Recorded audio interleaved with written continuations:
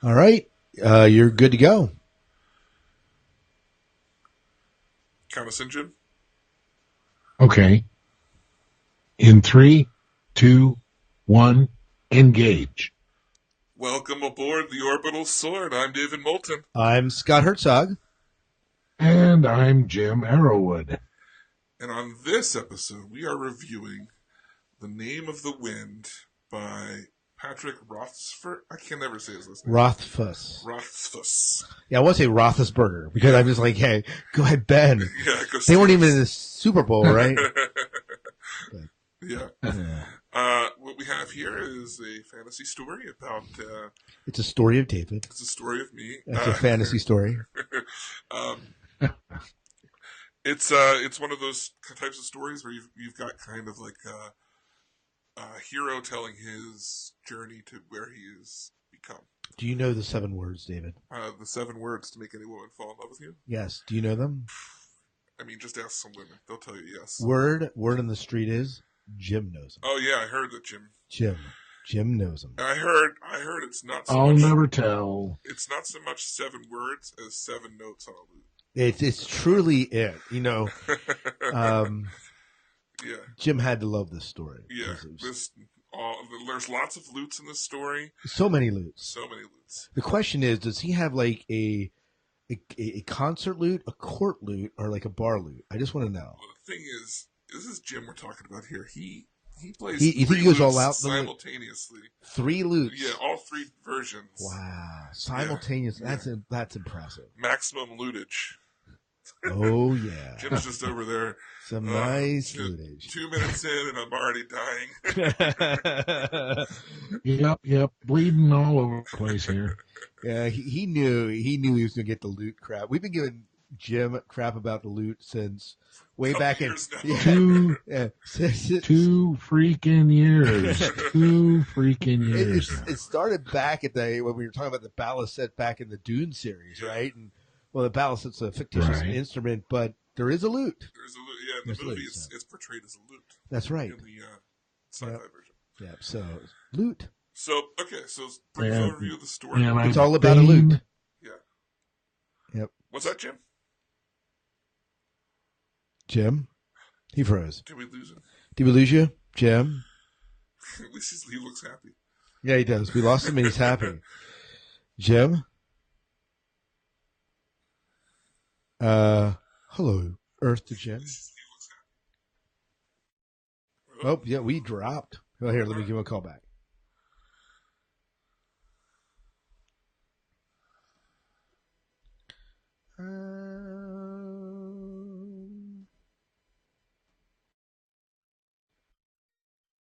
Ooh. Hey! Yeah, call got dropped. I see that. All right, well, we're ready to go here if you are. Yeah. So, okay. What were you about to say, Jim? I was going to say that I cursed the day that I pointed out that it was a lute that Gurney was playing on that show and not a balisette. Brought this on himself. It is very true. He did bring it on himself. So getting to a brief summary of The Name of the Wind.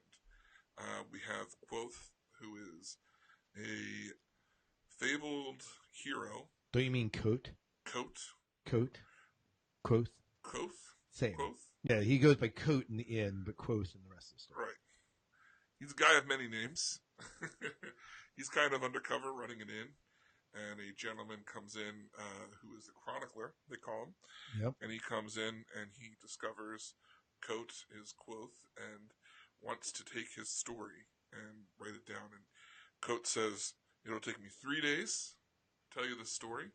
And this book comprises all of the story that he tells on day 1. So right. You spend most of the time in flashback, but there is some back and forth between the bar and the story. And it starts with him as a young child and how he kind of discovered magic and went through some hardship losing his family, got to the academy and some adventures there, some budding romance as a young man, and kind of trying to find the people who killed his parents at the same time. Right. And that's kind of the gist of it. Yeah. And this is book one of a trilogy. So there's no real technical conclusion in this book. That's pretty good. Yep. Yeah. So how'd you guys feel about it? Initial thoughts as you read this book. Let's start with you, David, and then we're going to go to you, Jim. Okay, initial thoughts on the book. As we're going to get into characters, I'll just give it. I mean, it's okay. I was reading it mostly and thinking, this is all right. I don't understand why it's such a hit. It's okay. It's not great. It's definitely not bad by any means. But it's not like people are. Maybe the second book will change my opinion, but people are like after him for the third book, and I don't know. I kind of was like, when I was done, I was kind of like, nah. I mean, if it doesn't win the thing, like, I don't know that I necessarily need to read the second book. There's no drive for me to continue on with this story. However, that said, I'm not saying it's bad. I'm just, I don't know. I just didn't connect. Well, there's drive now. Well, there we go. So my overview is, it's okay. All right. Jim, what did you think of this loot book? I felt in chapter 3 they didn't go over the right kind of loot instructions. The fingering wasn't quite what I expected to be in. I'm telling you. You guys are going to pay. You are going to pay. Because one of these days, I'm going to make it up to Pennsylvania. And we're going to get throttled. He's going to just smash loots over our heads. That's right. I found this book to be utterly amazing. Okay. Yeah. Nice. Comparative to the other fantasy we've read, better or on par, or how would you say? Now we're going to compare apples and oranges, or lutes and guitars if you choose. It doesn't matter to me, but a completely different idea in Name of the Wind that I appreciate every bit as much as I did in the Aragon stories. Okay. All right. I can appreciate it. I mean, you're fairly new to the fantasy world, so... So you're saying he has terrible judgment? Is that what you're saying? No. It's nice to get that. I mean, maybe that is why it didn't... Well, so... I didn't have that same effect. But let me ask you this. Right now, you're going through the Sword of Truth series. Yeah. That has you hooked. I'm in a so pretty pumped big, for that. Yeah, you're really pumped with it. So comparatively, you're reading this and saying, well, this isn't quite doing the same thing. Yeah, that could have affected it as well. I won't shy away from that. Yeah, so I mean, yeah. So go ahead. Name of the Wind, isn't this a young adult book? I don't think it's billed as a young adult book. I don't think this one is either. I mean, it might sell a young adult, but I don't think was a young adult. No, it's not considered a young adult novel. Okay, because it seems to, when with the relationship between the main character and the girl, it just seemed more like a young adult kind of situation. But I think that's more reflective of Quoth's naivety than it is on the fact that we have, him and Denna, carrying out their relationship here. And their actual age in the book. Yes. Would reflect. Because what is he like? He's like 15 or 16 and pretty naive. Yeah. He's pretty naive. So I think it's more reflective of that. At least that's my interpretation of it. Okay. But I'm looking at this book. So this is the second time I read it, and I'm so glad we read it again because I forgot how much I loved this book the first time I read it. And so going back and revisiting, I felt like I was coming back to an old friend. And yes, I knew what was coming, and I was anticipating different things. And there were certain parts that I was cringing, like when his loot gets busted. Jim Arrowwood, he was totally in tears when that happened. I mean, you just don't bust a good instrument like that. He called me but crying. I believe it. But you know what it is? the character of Quoth and the relationships and his wit, and so he's very naive when it comes to girls, but he is not naive in the ways of the world, and he's very clever and full of wit, and I like, and granted, he's the one telling the story, and that's always we're always reminded of that when we're pulled back out into the end, that he's the one telling the story, and so the story is not without bias, and he even acknowledges that at sometimes. Yeah. So I think that for me, this story is beautiful. I hate the way this ends because I want to read on and figure out what's happening day 2, but I really like the story. I was so glad that we read it again. So we're gonna hit them eventually. I have 3 major three things in this book that bothered me a lot. And when we get to them, we'll hit them. I don't know if I should talk about one now. We talk about the author and the writing. Yeah. So is that okay with you, Jim? Sure. All right. So go ahead. Talk about Patrick Rothfuss. Okay. So my first big issue with this is I'm reading this book, and I started to hate the author, not the characters, the author. I felt like he was just sitting at his keyboard, smug as all get up. Oh, they think that I'm going to do this like they always do, but I'm going to flip the book. Watch me. I'm going to take this to the next level. And then, but he didn't just be like, I'm going to flip this on your head. He would then wrote that into the book and said, right now is when you would think that the child would meet somebody and have a mascot or have a mentor, but that's not how this story's gonna go. And then it would go on to not.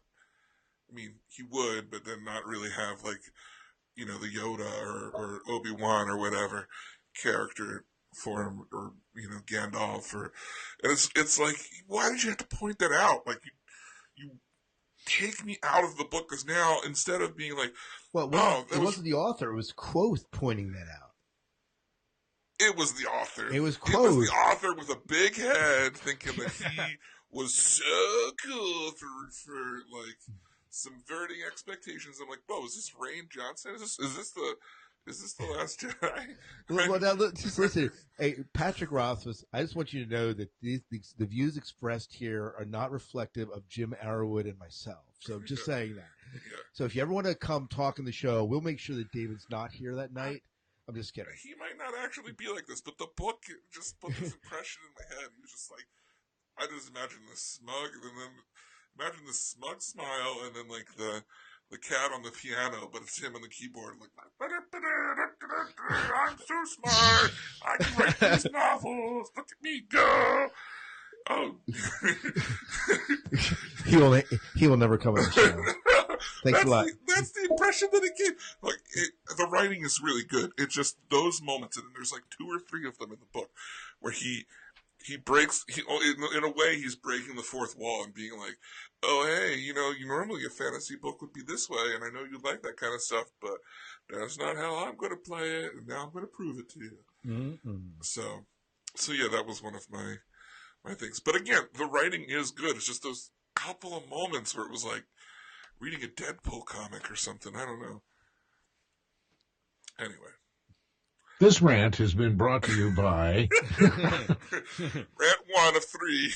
Yeah. Well, oh, boy. David, there's always a rant somewhere in the... Jim's got the loot, I got the rant. You do got the rant. Okay, well, I suppose we should probably move into characters. Let's talk about the character of David. Yeah.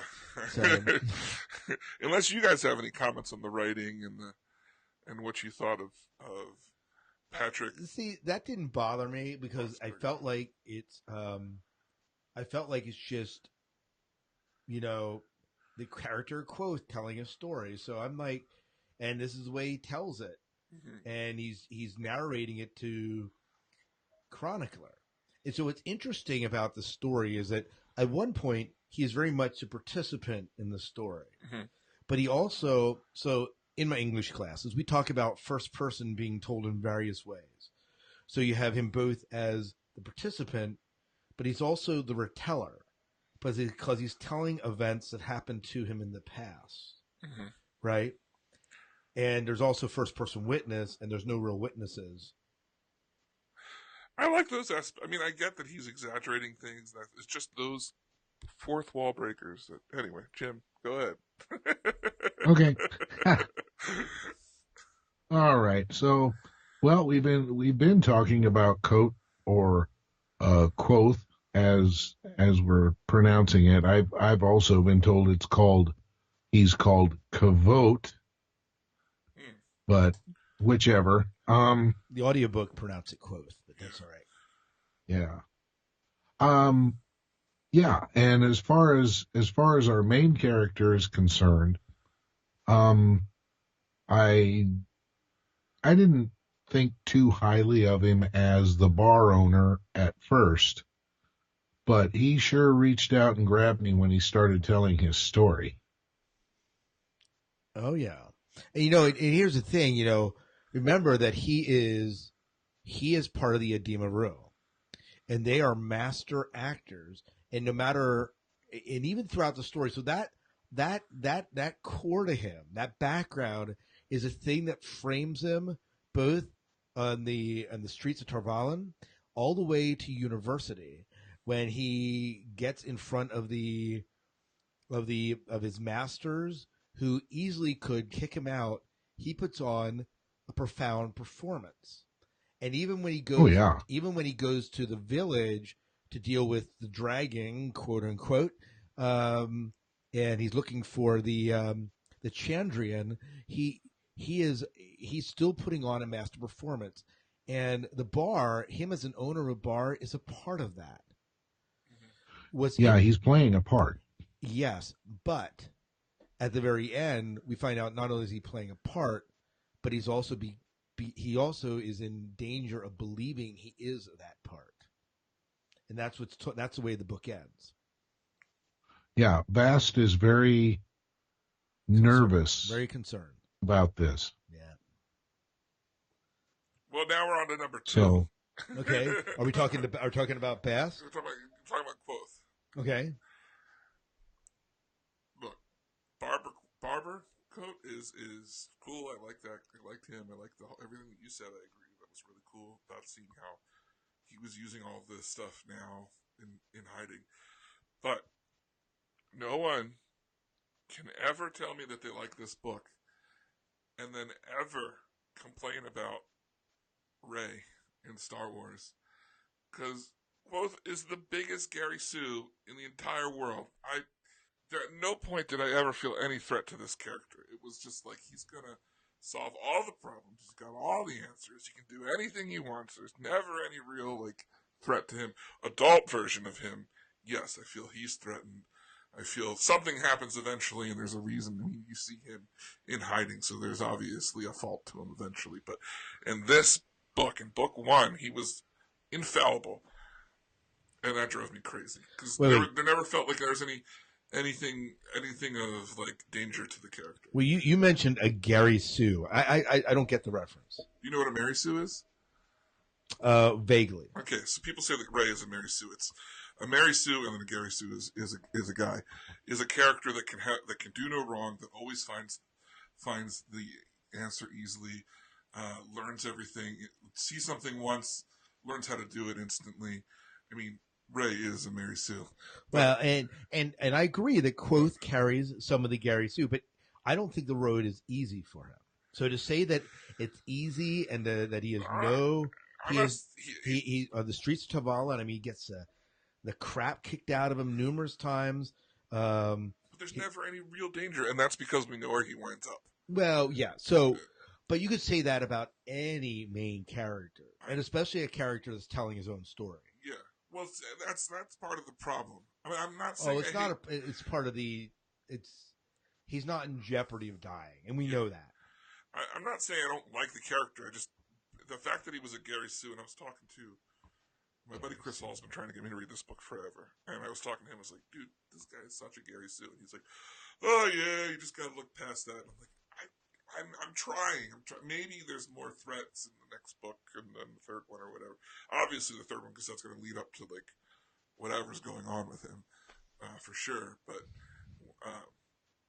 that was my second was the big problem with that was just I never felt any threat to this character. He's gonna solve like none of the problems in this book particularly. Eventually there will be. In this book particularly, nothing seemed out of reach because you knew that he was going to become some crazy guy at the academy. So when he shows up at the academy, you knew he was going to get in there. You knew he wasn't going to die as a street urchin. It's like he talks about how great this girl is and how they met. So you knew that eventually they were going to like have a better relationship than they did at the beginning. You can't defeat the Chandrian right away because then there wouldn't be any more books. It's like they talked about dragons, and then he read that book, and then he got the thing, and so now he knows how to defeat the thing. This is the mating habits of the common Drakus. In this book, I found him as a child very boring. Jim, I want to hear from you. What do you think? Does it bother you that he is, as David put it, a Gary Sue? Okay, it doesn't. And, if David feels that way, I'm cool with it. That's fine. However, to me, he is well-traveled as a very young person. As a matter of fact, all his life. He's been everywhere.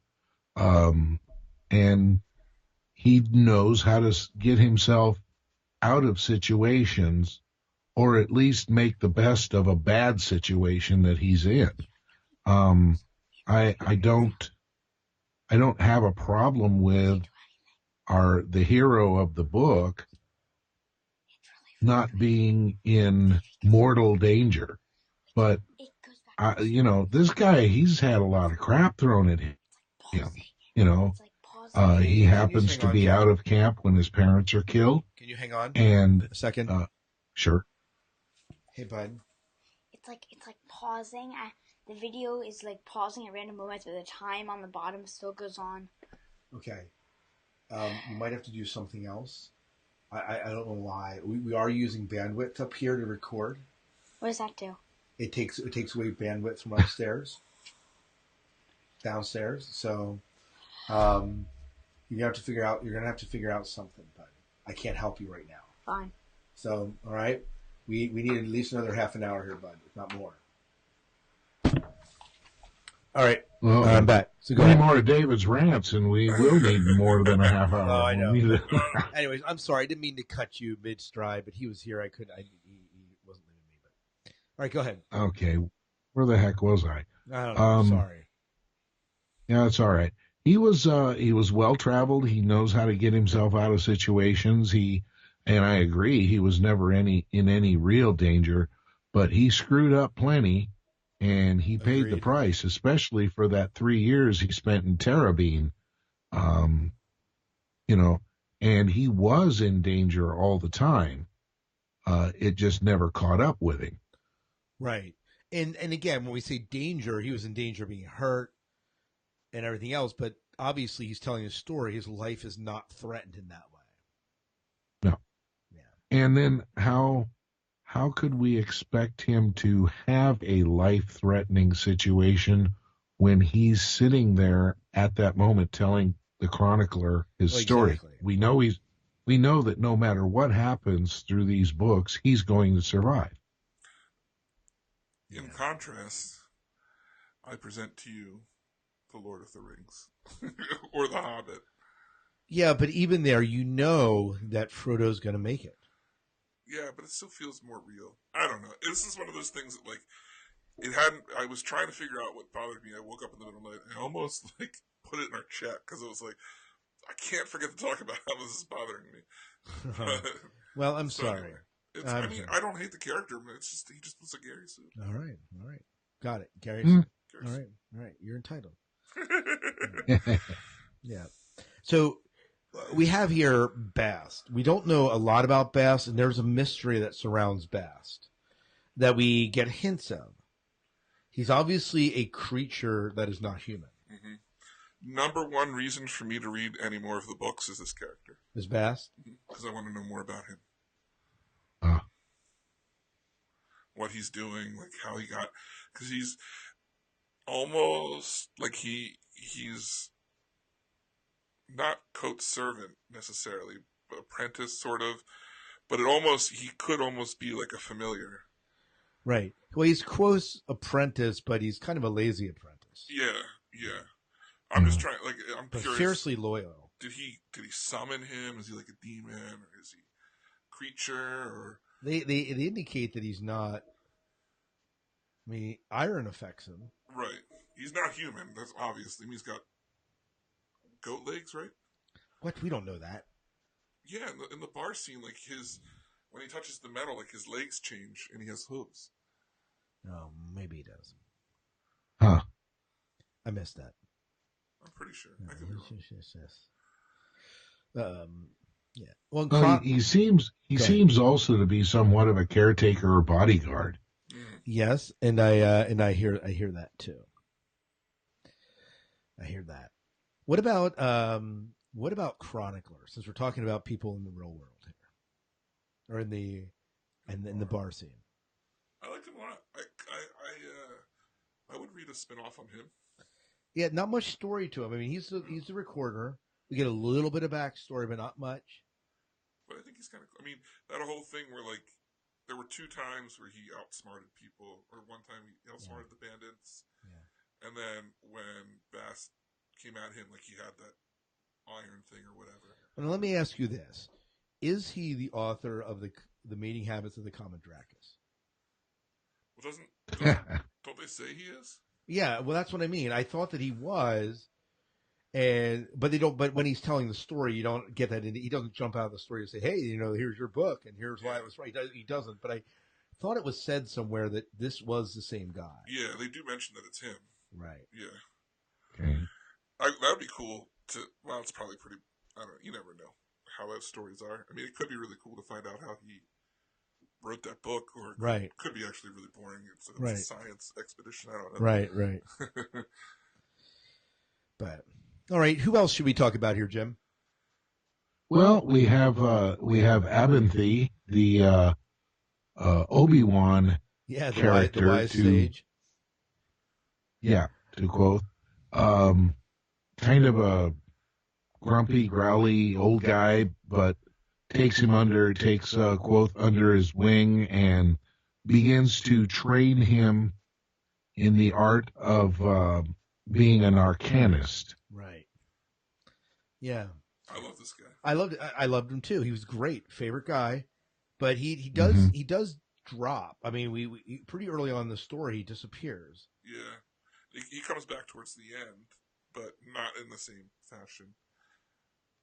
He seems to serve the purpose of steering Quoth towards. Well, towards the end of the story, I'm sorry. He's in like trial stuff. What trial stuff? Like from them fighting. Like there's trials of like how they should be punished. Okay. And stuff. Like he's around at the end of he disappears and he's around at the end of the book, but not like he was at the beginning of the book. I don't remember him being in the end. Well, it's all of the head guys. But he's not one of the head guys. Yeah, he is. This guy? Abinthy? Abinthy, no. No, he's not. He doesn't come in. He doesn't. No, he departs. He points. Oh, you're thinking of someone else. Quoth. He points Quoth in the direction of going to the university. Yeah. And then he leaves. You're correct. I'm sorry. I was thinking of the guy at the university who's a little crazy. Yes. So you're thinking of. I was thinking of Elodin. Yeah. Sorry. But that being said, Abinthy's gone in this book, but he's not dead, so it's quite possible that we will run into him again. Yeah. You think doesn't he say like that was the last time I saw him for X amount of years or something like that? Yeah. Yeah, so he alludes that he'll come back. Right. Yeah. All right. So who else here? Well, we got Quoth's parents. Yeah, which they don't really play a major. I mean, they're there and they teach him some ground stuff that he continues to refer back to, but they're gone pretty soon too. I mean, most of the story doesn't revolve around them. No, it doesn't. But you can see where Quoth gets his open-mindedness from his parents. That is true. And you see They in the Ademaru, you see that, right? yeah, they have raised him to appreciate his surroundings, to observe his surroundings, and stay open to new learning. Yes, and that obviously is important. And from his dad, he learns a little bit about how to navigate situations instead of just being angry or fighting for your ground. When you should fight for your ground, when you should just be like, okay, right, and when you should concede. He does, and you know the whole idea of him being trained at Demaru that impacts the story. Oh yeah. So you need this backstory in it. So And absolutely. then let's not forget quotes. Musicianship comes from his father. That is true too. Was there instruments in this book? No, just lutes. Oh, okay. A lot of lutes. Everyone played a lute. Yeah, except for Denna, she played a harp. Okay, yeah. She was trying to get him to play a harp. Everyone's on the lute. Yeah. Okay. Lute. That's right. Yeah. So let's talk. So we should probably talk about at least three others. We need to talk about Ambrose, and we need to talk about Denna and Master Loden. So who do you want to pick first here? Go ahead, Jim. Okay, let's hit Denna first. Yeah, she's an enigma. Yeah. You know. Oh boy, is she ever a mystery? You know, I kept wanting to say, I wonder if she is Chandrian. So no proof, but right after his parents are killed, well, not right after. I guess when they exit Tarbean is when she first encounters him. But we encounter her up at the village. You know, if she's not, maybe her master is Chandrian, her patron, I guess. But we don't know that. But she's too mysterious, too unsettled. Her name continues to change, like she's in hiding. And Quoth tries to explain it away and create an understanding of that. But I'm not sure we get I know we don't have the full story here. No. She is a gold digger. Is what she is. She's looking for a meal ticket. Absolutely. Well, and we don't know, and rightly so. She has no family. Yeah, they do explain that, like, it was either become this or become a full-out whore, and a whore or a seamstress or other things. This was the choice she took. More. Yeah, but the thing of it is maybe she is going the other direction because every time Quoth sees her, she's with a different guy. Yeah. But she is only ever dedicated to Quoth. Baloney. Number 3. Oh, here comes rant number 3. Rant 3. This is rant no. 3. This is no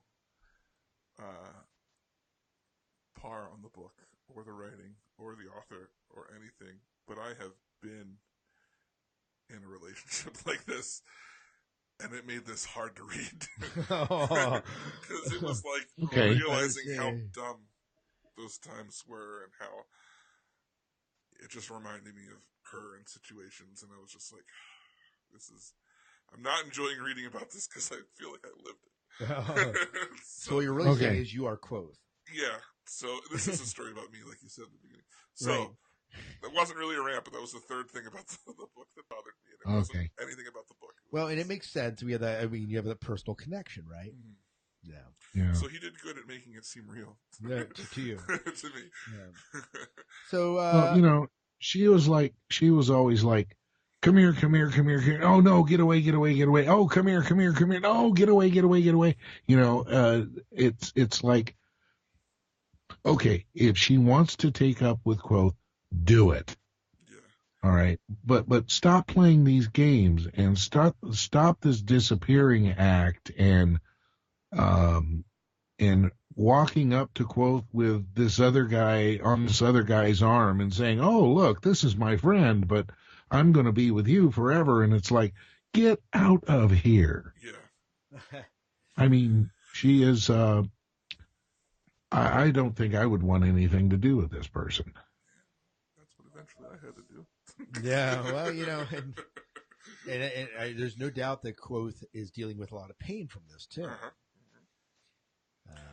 Well, he doesn't really impart that though. He just seems to be accepting it and oh well, that's okay. That's just the way she is. La la la la la. And This step is called I denial. guess Yeah. He will because always he always comes back. right. Right. Well, I hear you. I hear you. I think David's wiser than he is. No, David, you hear that? You're wiser than Quoth. It took a long time. You're wiser than Quoth. So we got to talk about Quoth's mortal enemy, and that is Ambrose. Oh, he's got more than one mortal enemy. He's got a whole pile of mortal enemies. He does. That's true, but and unfortunately, they all sit on the board of the university. well, not all of them. Not all of them. No. No. Well, Ambrose is the rich kid, right? Yep. Yeah. And Master Ham is probably his like lackey, like his master that constantly supports him. But Quoth has got him in trouble. Is in trouble with some of the other masters because he's banned from the library because he's stupidly carrying around an open flame in the middle of all these books. That was Ambrose. Which fault. Ambrose told him it was okay to do. Right. But you know, when you're that young, I guess you believe anything. But, Right. But this guy, man, he was conniving, and yeah, but it's Ambrose Jackass. Remember? Oh yeah, Ambrose Jackass. I kept wondering how come these masters didn't see through the crap and take it out on him more. Well, same reason that rich kids go to a university today and people look the other way. Oh yeah, because true. I mean, think about all the money that Ambrose is bringing into the university. Mm-hmm. They're going to be a little bit more tolerant. I mean, a little bit less. Yeah, you go. Go ahead. You go with the bucks, baby. I mean, that's just the way it is. And they had to float Quoth alone to get into the university. It's true. And Ambrose, he wants for absolutely nothing.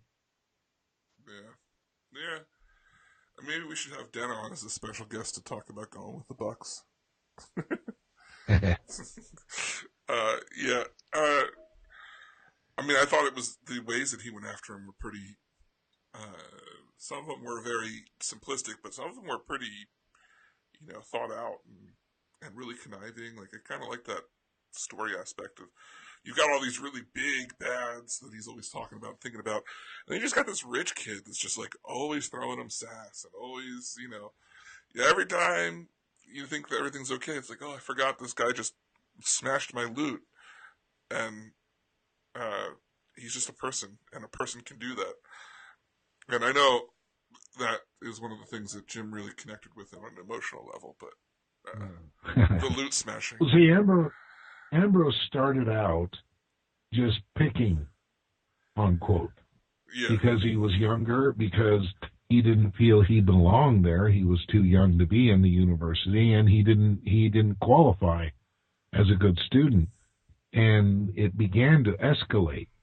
Every time Ambrose would try to outsmart Quoth, Quoth had way more sense than Ambrose did and always came out on top.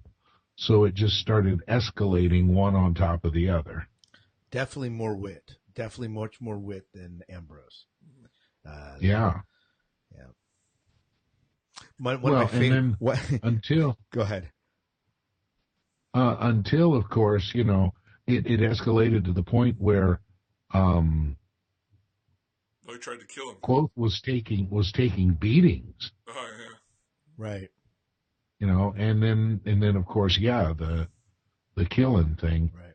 One of my favorite parts between the relationship is when him and that guy that is a patron but can't support Quoth come up with the song Ambrose Jackass, and he gets caught up in front of the council, right? He's on the horns. He's called to the horns, right? And so all the masters are trying not to laugh, and as Ambrose leaves, one of them's humming it, and I'm just like, this is like classic. Yeah. Yeah. And he only sang it once, and it like spread everywhere Right. too. And I Really and I cool. like his I apology like that. his apology letter where he adds like 2 more verses. Yeah. It's just one of my favorite parts of the book. So we have next Elodin. Yeah, so this is our last. There's other characters. His friends. There's this girl that likes him, Fenna or whatever her name is, Fella. And there's also that girl underneath in the sewers that obviously is important too. But for the sake of time, let's talk about Mastery Lodin. So this is my favorite character. I said the other guy was, but I meant this guy. You meant this guy? Yeah. Okay, why? I just like he's real quirky, and he reminded me of like Doctor Who, just kind of crazy. He is a little bit Doctor Who. Yeah, and like he's like, "Oh, come to my office," and he just walks him around the crazy place. And wasn't he naked under his robe too, David? He was. Yeah. I think one of my favorite scenes in the whole book is when it's good you can only see me from my waist up. David doesn't have that luxury. Yeah, scarred for life. I think one of the moments where Quoth wasn't a Gary Sue was one of my favorite parts, where Elodin just walks out in the air, just nonchalantly walks off the balcony, and Quoth is like, if he can do it, then I can do it. Well, actually, and he won't let me fall. He doesn't walk off in the air. He challenges him to saying, "Well, here's the third thing you got to do." I thought he walked out there and told him to do that. No. But he thought that, hey, if he tells me to do it, it must be okay. So he did it to prove himself. And he just falls. He couldn't believe how stupid he was. Yeah, and he just falls. And the guy's like, well, you're obviously not ready. Yeah, you're not going to be my apprentice. But you know what does it then? He calls the name of the wind accidentally for the second time. Mm-hmm. And that's the one that says, okay, you're going to be my apprentice. Yeah. I think the second reason I would want to read the next book is to see more of him. Oh, Elodin? Yeah. Master Elodin? Yeah. Yeah. So it's very good. We got to back up. This trilogy is called the King Killer Trilogy, right? And so we haven't seen any, but Quoth is the King Killer, or we're assuming he's the King Killer, even though we had no. So we talk about why is he hiding in a bar in this remote town? Quite possibly tied into that. Yeah. Well, at the very beginning, we know he was escaping from something and jumped and called the name of the wind and basically flew for a little bit. Mm-hmm. So that he becomes like a superpowered dude. Yeah, he eventually.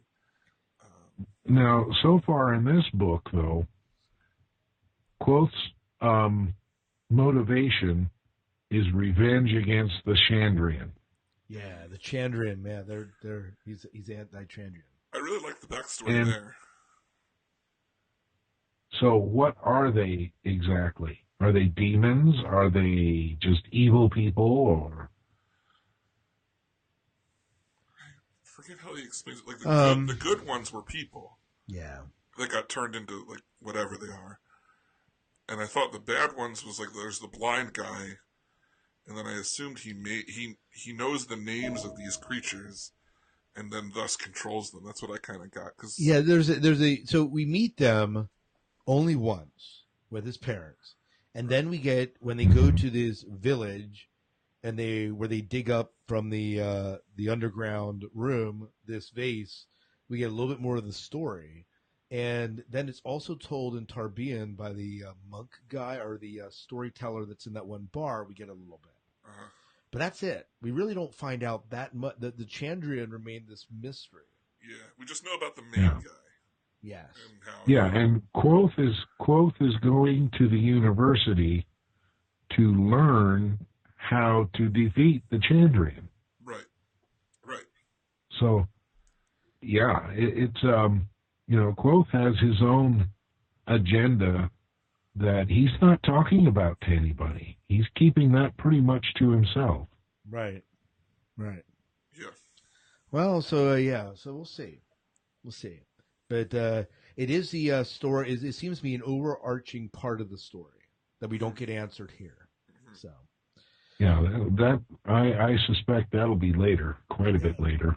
So we have a ton of stuff that we could talk about. What about some favorite points of plot? that we didn't talk about yet? Well, my big things were that where he walked off the edge, Right. and I really liked the backstory of the Chandrian and those guys. I thought that was really, really cool because we are experiencing the growth of this story through Quoth, and so he's slowly learning magic. Right. And here for a little bit, we got to experience like a lot of magic, and Right. and I thought that was cool. Yeah. The other thing that I really liked is when he wins his pipes. Yeah. That's kind of a cool scene, like him winning his pipes and. Oh, when he meets Chronicler, I really like that too. Oh, when he meets Chronicler, and he fights off all the demons. Yeah. Yeah. Because then you find out a little bit more. Like there's more to this guy than just a bartender. Yeah. Yeah. So that's obviously a part of it. I also like the loan shark. What is her name? I can't remember her name. Yeah. The girl. I don't remember. Just another one of the girls in love with him. Right, and he's totally oblivious. But yeah. Well, she's pretty even-handed. As long as he pays his interest, yeah, he's going to be okay. Yeah, I think so. A couple other parts. I like the part when he's having they're in the it has to do with alchemy, and they're supposed to blow out each other's candle. Oh, so yeah. I love that whole scene, and I love in the fishery when the fire breaks out and he saves Fella. Yeah. I like it when he gives Hemi the hot foot. Oh, that's fun too. So many good parts. And he does it in such a nonchalant way. So yeah, it almost gets him thrown out, and he gets a beating for it. He does. Same when he calls the name of the wind, he almost gets thrown out, but he ends up getting moved to Relar. Mm-hmm. So yeah, and gets a mastership. So. Yeah, he gets really, really lucky, doesn't he? He does. Well, this is why he's a Gary Sue, apparently, according to this young man over here. So, yeah. I like the way he takes a beating. Yeah. Well, he does cheat a little bit. Yeah, he does. Yeah. Yep. It still hurts, but he walks up there like a man and stands up by that pole, and he's not gonna let on that it hurts. He's gonna act like it absolutely does not hurt at all. It does. Oh yeah. Yeah. I think at that point he's building his myth. Right. Well, quoth the bloodless. Yeah. Yeah. Yeah. Unless you are absolutely pumped full of morphine, you are going to feel a whip. Yeah. Yeah. Well, but it's true. And then now my favorite point of plot is kind of a big picture kind of thing, because I love these kind of stories. Knock it off. Oh, no, come. You can't see it, but Dave was pretending to play a lute over there. Go ahead. Yeah. Yeah, David doesn't know how to hold one. But anyway, the big picture of this is I think what really appealed to me, because you get all this little activity at the beginning, and then you're invited into the inn to sit down and listen to a story. Okay, and you just kind of sit over in the corner and you listen to this and you watch this, and it's really comfortable. It's really, I don't know what to say, cozy, put a blanket on and put a fire in the fireplace and just sit back and enjoy this story. And I think that's what appeals to me most about this book. Interesting. See, for me, I would have preferred to have been just a blank slate, like Aragon. Like we were just experiencing it as it progressed, rather than as someone telling a story. And I think mostly because that plays along with my not feeling of no danger, because you know where he winds up. See, for me though, I like what Jim's saying, because it feels like the story is not just the one that's being told, but it's also the current redemption of Quoth, because he is he has lost his way, and according to Bass, one of the way he'll find his way is by reliving this story. Yeah. And so in that's so we have the story he's telling, but we also have the story of Quoth now figuring out who he is. I agree, and I think that that's the hook to get you to come back to the book too. Right. And I think it's a good hook, but at the same time, for me personally, that I could have had that earlier for making me care more about. See, David thinks that the author's got these ulterior motives, and he's manipulating his audience and the readers. And anytime an author writes a story, he manipulates the audience, David. You know that. Well, this one was written by God Emperor of Fantasy, so to make a Dune reference. No. The writing is good. I wanted, and I do want to say this: what an incredible world! Yeah, it is a cool world. An incredible world that he's created, and he keeps you in that world. And the university is painted beautifully. And the network of friends is just well done, very well done. So, anything else we need to talk about before we maybe move on? Did you have favorite parts? You didn't. Did I not share? I didn't share favorite parts. There's so many.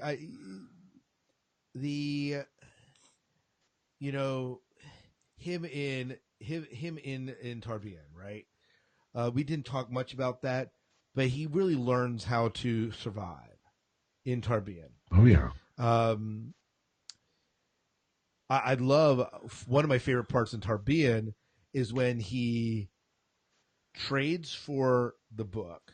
He like puts his book in loan.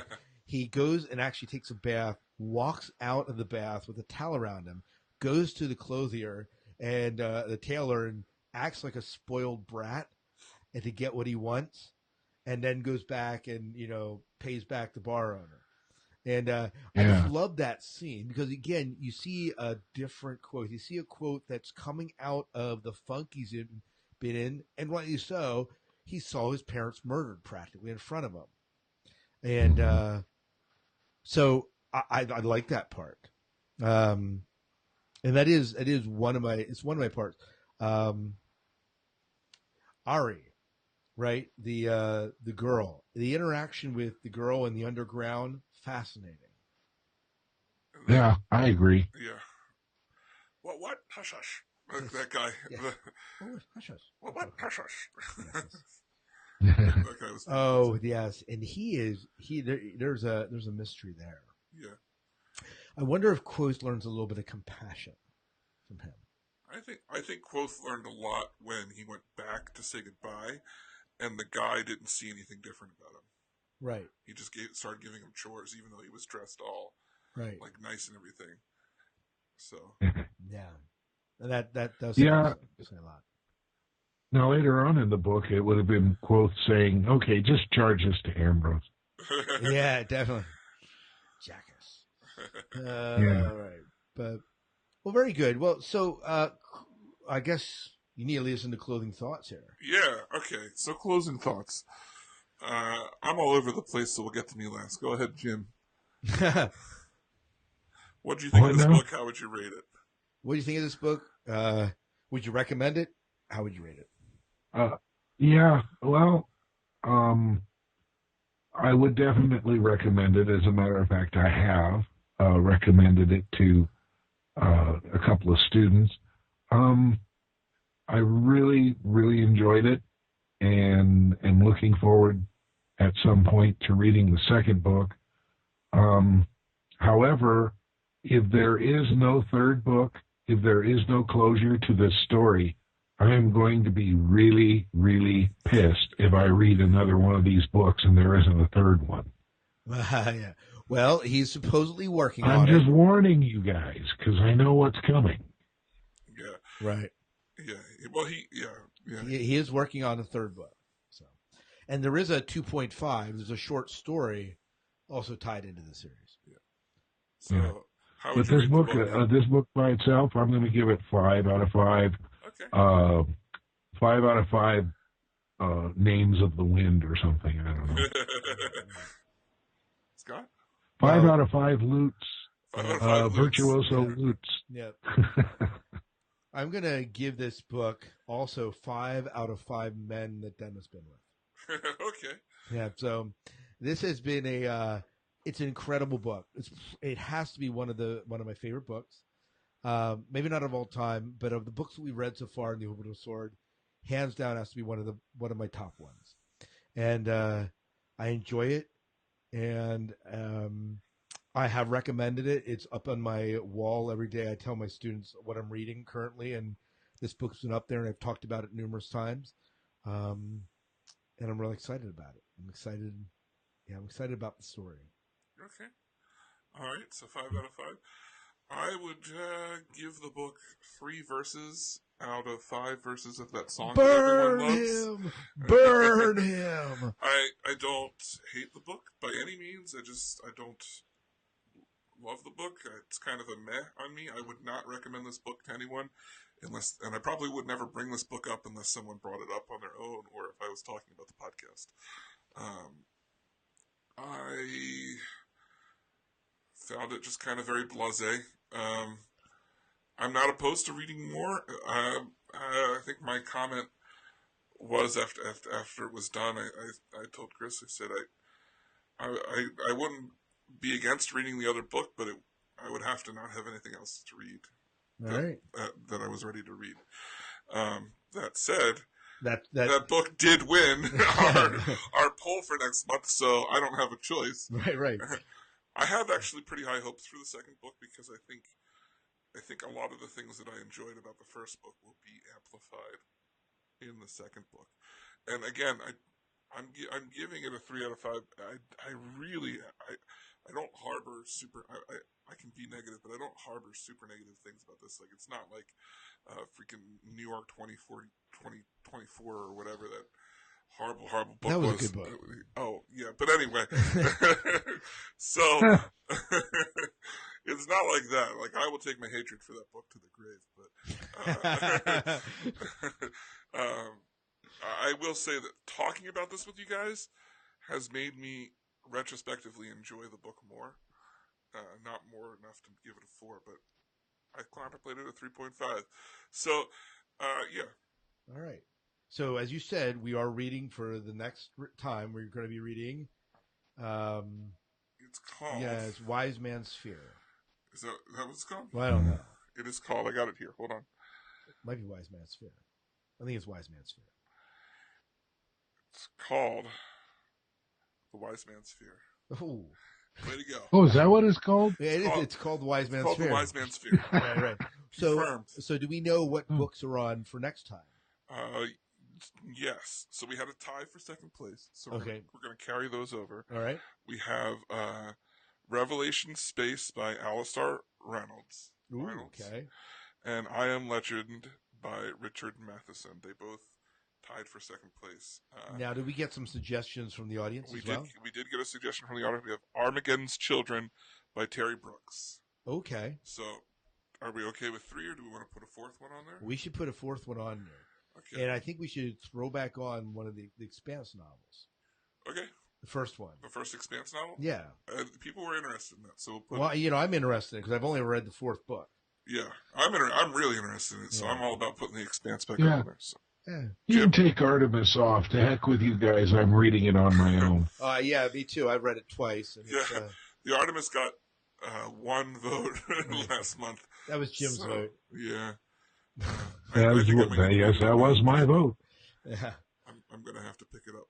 Yeah, it is good. I do want to read it. Yeah. So that's where we go. So next month, we'll be reviewing The Wise Man's Fear by Patrick Rothfuss. Yep, you got it. And, yeah. So that about brings us to the end of the show. We hope you guys enjoyed our conversation. I hope I didn't piss anybody off too much. Sorry, Patrick. Sorry, Patrick. We'd love to hear what you thought of this book and any future book or past book we've reviewed. There are many ways to do that. You can hit us up on Facebook and comment anywhere you want. Let us know what you thought. You can also leave recommendations for future books. You can mainly hit us. The best place to go to is theorbitalsword@gmail.com. Just shoot us an email with your recommendations of books, your thoughts on any previous books, or what we're currently reading for next month. We'd love to discuss that on air. Other ways that they can get in touch with us? Yeah, well, Facebook, obviously. Did you mention that already? Mm-hmm. So Facebook, Twitter, we're on Twitter at Orbital Sword. And you can call us at 1-260-577-CHAT. That's 1-260-577-2428. Yeah. And you can leave a message there, and we'll play it here. Don't forget, you can also support us on Patreon. We love our Patreon supporters. They help make our the show what it is. Yeah. And we appreciate that. Yeah, thank you. So. We tried something out new this time. We did some Facebook Live broadcasting. Yeah. This should be up on our Facebook page. So if you're curious to see us live, if you have any interest in that, I think we'll probably continue to do that. We'll have to check audio, and it's our first time doing it, so we'll have to see how it all sounded. Yeah, let us know if you checked it out, what you thought. So. Yeah, absolutely. So, once again, for the Orbital Sword. You can sit there in front of Facebook. Yeah, what's that, Jim? Go ahead. I was going to say, you can sit there in front of your computer with Facebook and watch three guys talk for an hour. That's right. I mean, the height of excitement. Yeah. Yes. Yeah. Well, they tune in for the chance that there could be some real drama. That's what it is. Well, David's right. I think we had some. Yeah, definitely. Yeah. Yeah. So once again, for the Orbital Sword, I'm David Moulton. I'm Scott Herzog. And I'm Jim Arrowwood. And join us next time on board the Orbital Sword.